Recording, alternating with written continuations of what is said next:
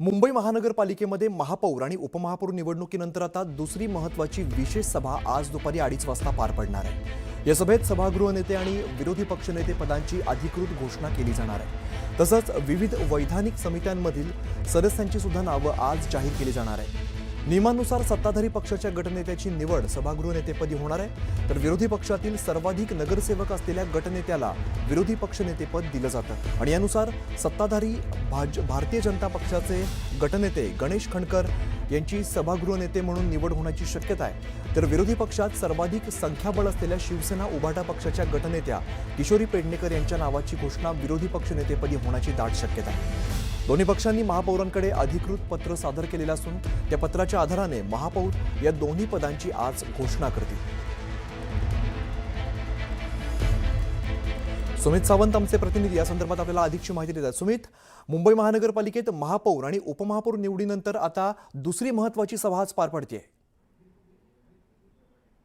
बरोबर आहे, दुसरी महत्त्वाची सभा आज पार पडणार आहे, कारण आज मुंबई महानगरपालिकेला विरोधी पक्षनेते लाभणार आहेत। त्या व्यतिरिक्त स्थायी समिती आहे आणि शिक्षण समिती आहे, बीएसटीची समिती आहे आणि महत्त्वाची म्हणजे इम्प्रूव्हमेंट समिती, या 4 समित्यांच्या सदस्यांची आणि इतर सदस्यांची आज निवड केली जाणार आहे।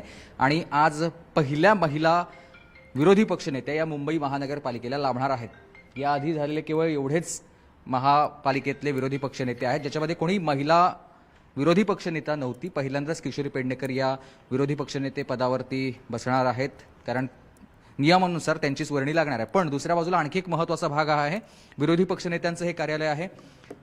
तुम्हाला पाठी मी दाखवतो, विरोधी पक्षनेते कार्यालय पदाची ही पाठी आहे आणि या पाठीच्या समोर म्हणजे हे कार्यालय जे अद्याप तयार केलेलं नाहीये। म्हणजे मुंबई महानगरपालिकेचे महापौर बसले आणि महापौर बसल्यानंतर तात्काळ त्यांचं कार्यालय तयार होतं, दुसऱ्या दिवशी त्यांनी बैठका लावल्या, पण विरोधी पक्षनेते कदाचित बैठका लावू शकणार नाहीयेत।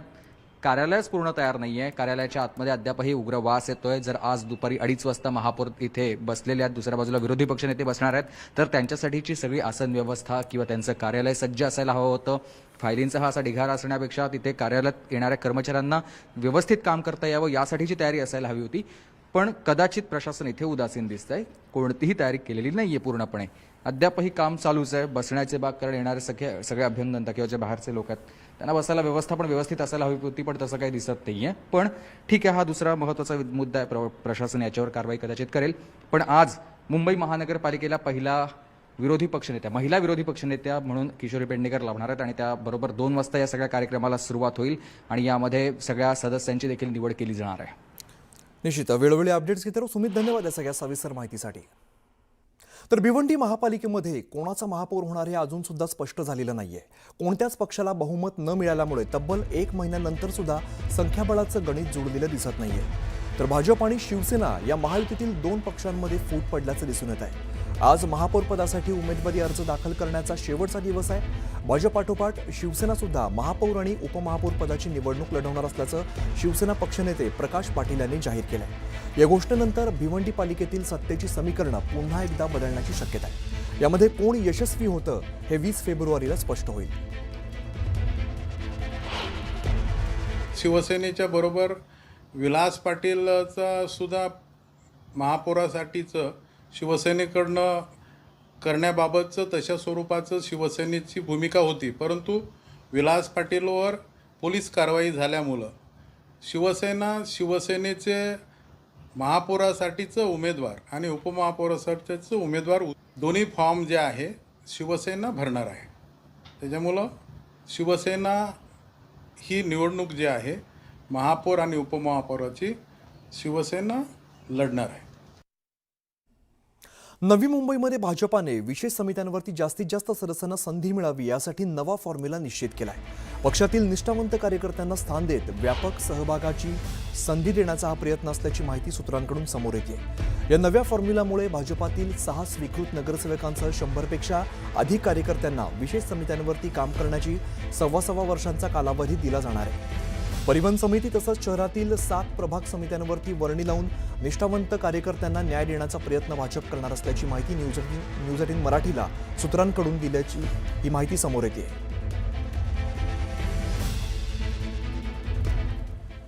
तर मुंबई उपनगर जिल्ह्यासाठी 1066 कोटी रुपयांचा निधी मंजूर करण्यात आलेला आहे आणि हा निधी जिल्हा नियोजन समितीत मंजूर झालेला आहे। जानेवारी 2025 अखेर प्रत्यक्षात 1066 कोटी रुपये उपलब्ध झालेले आहेत. या निधीमधून सन 2024-25 मधील उर्वरित दायित्वांसाठी आणि सन 2025-26 मधील मंजूर कामांसाठी एकूण 809.27 कोटी रुपये कार्यान्वित यंत्रणांना वितरित करण्यात आलेले आहेत. तसंच 1161.74 कोटी रुपयांच्या कामांना प्रशासकीय मान्यता देण्यात आली आहे.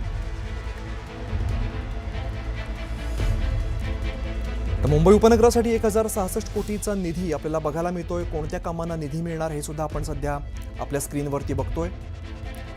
मुंबई उपनगरासाठी हा निधी आहे आणि हा निधी 1066 कोटी रुपयांचा आहे.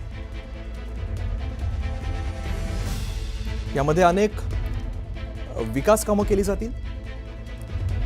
यामध्ये आदिवासी क्षेत्र असेल, नागरी दलितोत्तर वस्त्यांमध्ये सुधारणा असेल, अशी अनेक कामं यामध्ये बघायला मिळत आहेत. झोपडपट्टीवासियांचं स्थलांतर सुद्धा यामध्ये बघायला मिळत आहे. तसंच शासकीय कार्यालयातील इमारतींची दुरुस्ती हा सुद्धा यातला महत्त्वाचा मुद्दा आहे. इको टुरिझम आणि वन पर्यटन हे सुद्धा यात बघायला मिळत आहे. दरम्यान उपमुख्यमंत्री सुनेत्रा पवार देवगिरी बंगल्यावरती राष्ट्रवादीच्या आमदारांसोबत बैठक घेणार आहेत आणि या बैठकीला उपस्थित राहण्याच्या सूचना सर्व आमदारांना देण्यात आल्या.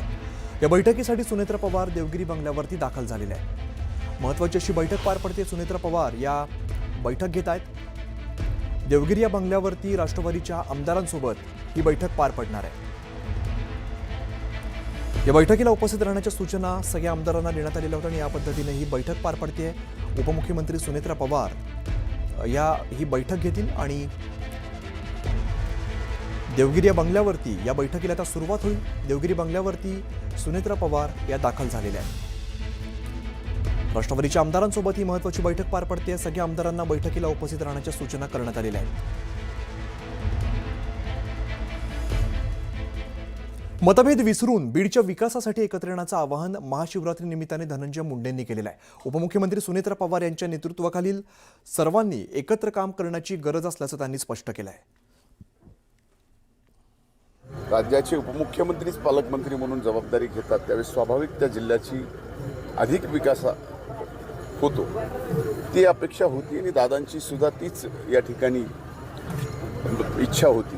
आता ती इच्छा दादा नसताना आदरणीय उपमुख्यमंत्री सुनेत्रा वहिनींच्या नेतृत्वाखाली आता आम्ही सगळेजण काम करतोय. त्या पालकमंत्री आहेत तर त्यांच्या पाठीमागं आम्ही सर्वच लोकप्रतिनिधींनी खंबीरपणाने राहावं. आपल्यातले मनभेद बाजूला ठेवून जिल्ह्याचा विकास करण्याच्या संबंधी आपण सर्वांनी विचार करावा. ही एक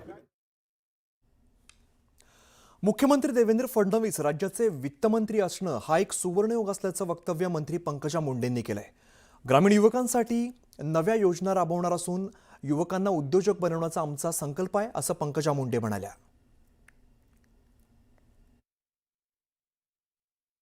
महोदय स्वतः वित्तमंत्री देखील आहेत, त्यामुळे हा सुवर्ण योग आहे, दुग्ध शर्करा योग आहे आणि त्यांनी मला जाहीर वचन दिलं. ते मला नसून ते महाराष्ट्रातील पशुपालकांना, शेतकऱ्यांना त्यांनी दिलंय आणि तरुणांना दिलंय की उद्योजक निर्माण व्हावे ग्रामीण भागात. तर एक चांगली स्कीम त्यांच्या निदर्शनाखाली, त्यांच्या सूचनानुसार आम्ही डिझाईन करतो आहोत आणि नक्कीच महाराष्ट्रातील ग्रामीण युवक हा उद्योजक बनेल असा आमचा प्लॅन आहे. स्थानिक स्वराज्य संस्थांच्या निवडणुकीनंतर भाजपामध्ये बंडखोरांवरील कारवाईला आता चांगलाच वेग आलेला आहे.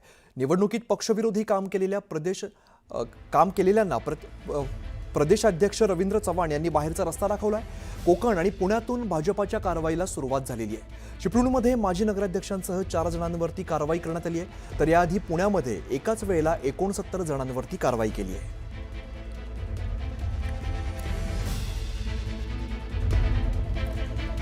तर पुण्यामध्ये एकाच वेळेला 69 जणांवरती कारवाई केलेली आहे. रवींद्र चव्हाण हे भाजपाच्या बंडखोरांवरती मोठी कारवाई करत आहेत. स्थानिक स्वराज्य संस्थांच्या निवडणुकीनंतर भाजपाची मोठी कारवाई बघायला मिळते. यामध्ये पक्षविरोधी काम केलेल्यांना बाहेरचा रस्ता दाखवलेला आहे. कोकण आणि पुण्यातून भाजपाच्या कारवाईला सुरुवात झालेली आहे. भाजपामध्ये बंडखोरांवरच्या कारवाईला आता चांगलाच वेग आलेला बघायला मिळतोय. पुण्यात एकाच वेळेला 69 जणांवरती कारवाई करण्यात आलेली आहे. राष्ट्रवादीचे नेते आणि माजी मंत्री माणिकराव कोकाटे यांच्या 1995 सालच्या बनावट कागदपत्रांच्या आधारे शासकीय सदनिका मिळवल्याप्रकरणी सर्वोच्च न्यायालयात आज सुनावणी पार पडते.